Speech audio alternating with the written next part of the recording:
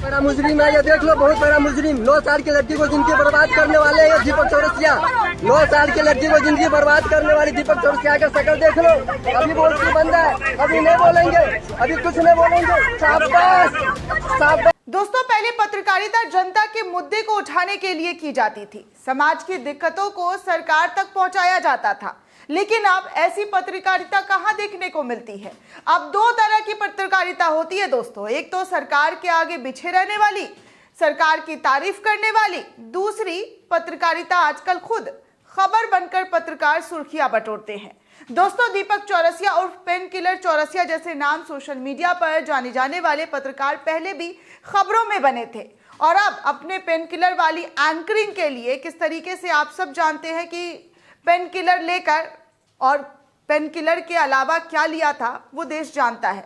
लेकिन जब विपिन रावत, सीडीएस विपिन रावत की मृत्यु हुई थी, मौत हुई थी, जो हादसा हुआ था हेलीकॉप्टर वाला, तब दीपक चौरसिया न्यूज नेशन पर किस तरीके से खबर पढ़ रहे थे वो सब ने देखा।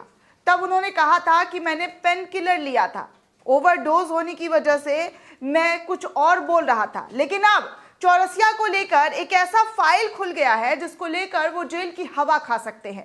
लेकिन उससे पहले ये वीडियो आपको देखना बेहद जरूरी है कि कैसे दीपक चौरसिया की खटिया खड़ी कर दी गई है जब वो कोर्ट के सामने मौजूद हो रहे थे। जब कोर्ट जा रहे थे तब रास्ते में रोककर बीच सड़क पर दीपक चौरसिया को महिलाओं ने घेर कर जो बेइज्जत किया है, जो जलील किया है, वो साफ तौर पर नजर आ रहा है। सब कुछ दीपक चौरसिया यहाँ पर भूल गए दोस्तों, किस तरीके से इनका मिट्टी पलीत किया है इन महिलाओं ने, पुरुषों ने। इस वीडियो को देखिए आप।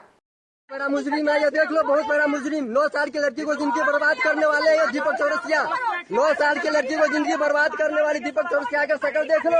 अभी बोलती बंद है, अभी नहीं बोलेंगे, अभी कुछ नहीं बोलेंगे। शाबाश। देखा दोस्तों, दीपक चौरसिया को किस तरीके से महिला और पुरुष ने जलील किया है, किस तरीके से चौरसिया को सुनवाई से पहले जब वो कोर्ट जा रहे थे तब कोर्ट के बाहर जो महिला और पुरुष इकट्ठा हुए थे उन्होंने इनकी घनघोर बेइज्जती की।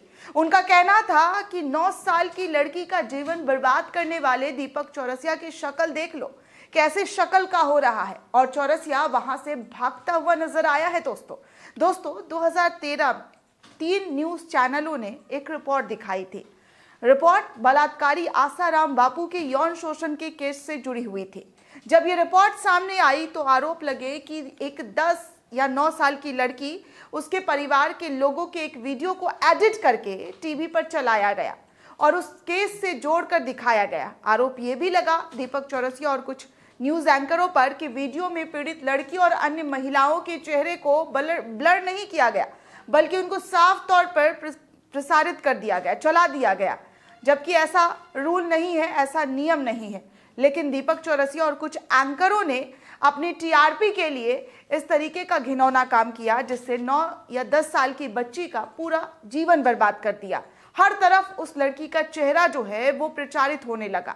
दोस्तों, खबरों के मुताबिक 15 दिसंबर 2013 को लड़की के परिवार ने 3 न्यूज चैनल के खिलाफ वीडियो के आधार पर केस दर्ज कराया था।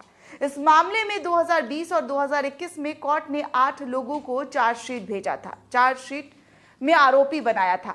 इनमें कुछ और पत्रकार, एंकर और प्रोड्यूसर के साथ साथ दीपक चौरसिया को भी आरोपी बनाया गया है। दोस्तों, लाइव लॉ की रिपोर्ट के मुताबिक अगर बात की जाए तो दीपक चौरसिया ने कोर्ट में पेश होने में असमर्थता जताई थी। अभी जब सुनवाई होने वाली थी, जब उनके खिलाफ वारंट जारी हुआ, तब दीपक चौरसिया ने कहा कि वो नहीं आ सकते हैं। चौरसिया ने कहा कि उनकी तबीयत खराब है। कई बार जो है कोर्ट में उनकी पेशी होनी थी, तब हर बार उनकी तरफ से कोई ना कोई बहाना बनाया गया। स्वास्थ्य का कारण कभी दिया गया, तो कभी कहा गया कि मैं बीमार हूं, तो कभी बाहर हूं। तो ऐसे में जब कोर्ट ने इन तमाम चीज़ों को देखा और बार बार कोर्ट की जो हाजिरी लगानी थी कोर्ट के अंदर, उसको कैसे टाला गया और कोर्ट ने फिर इस पूरे मामले को सख्ती से लेते हुए दीपक चौरसिया के खिलाफ वारंट जारी कर दिया। दोस्तों, कोर्ट में उनकी मेडिकल रिपोर्ट और तमाम जो दलीलें दी गई कोर्ट के अंदर, वो साबित नहीं हो पाई कि वो सच बोल रहे हैं। इस पर कोर्ट ने माना कि वो जानबूझकर अदालत में पेश होने से बचना चाह रहे हैं और इसी बिना पर कोर्ट ने उनकी पेशी से बचने वाली याचिका को खारिज करते हुए उनकी बेल को रद्द कर दिया है। जमानत जो है, जी हाँ, उनके खिलाफ जो गैर जमानती वारंट जो है वो इशू कर दिया। कोर्ट ने चौरसिया का बेल बॉन्ड रद्द करते हुए 21 नवंबर 2022 तक उनकी गिरफ्तारी का वारंट जारी किया। इस मामले की अगली सुनवाई भी 21 नवंबर को होनी थी और इस मामले में अब तक मीडिया में दीपक चौरसिया की तरफ से कोई प्रतिक्रिया सामने नहीं आई। लेकिन इस बार जब कोर्ट ने सख्ती बरतते हुए दीपक चौरसिया के तमाम दलीलों को खारिज किया तो दीपक चौरसिया को कोर्ट के सामने आना ही पड़ा और दलील देना पड़ा कि वो इंटरव्यू लेने के लिए योगी आदित्यनाथ के पास थे, इस वजह से कोर्ट में नहीं आ पाए। लेकिन कोर्ट ने उनकी एक बात नहीं सुनी और जो दलील दी गई थी उन तमाम दलीलों को जो है साइड कर दिया गया और कहा गया कि आपको पेश होना होगा, हर हाल में होना होगा, नहीं तो आप गिरफ्तारी के लिए तैयार हो जाइए। तो इसको लेकर जब दीपक चौरसिया कोर्ट के सामने जाने लगे तो महिलाओं ने वहां पर कोर्ट परिसर के बाहर जो लोग जमा थे, जो लोग इकट्ठा थे, उन्होंने दीपक चौरसिया को जबरदस्त तरीके से जलील किया और जलील करते हुए हर एक बात उनके मुंह पर सुनाई जो किसी पत्रकार को आज से पहले इस तरीके की चीज़ों का सामना नहीं करना पड़ा।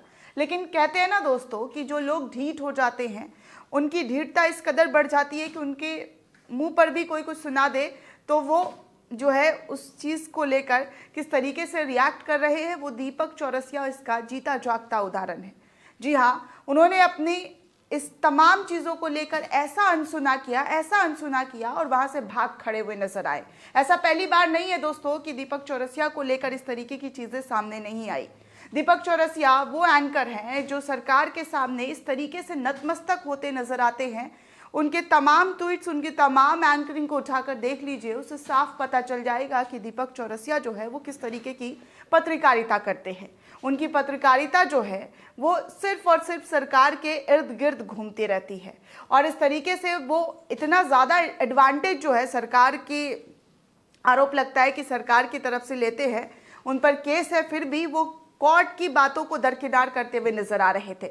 लेकिन अब कोर्ट ने भी इनको धरकर जबरदस्त तरीके से सुनाया है और ऐसी खबरें भी निकलकर सामने आ रही है। कई ऐसे पोर्टल जो है वो खबर छापते हुए दिखाई दे रहे हैं कि अब दीपक चौरसिया की खैर नहीं है, दीपक चौरसिया किसी भी वक्त जो है अरेस्ट हो सकता है।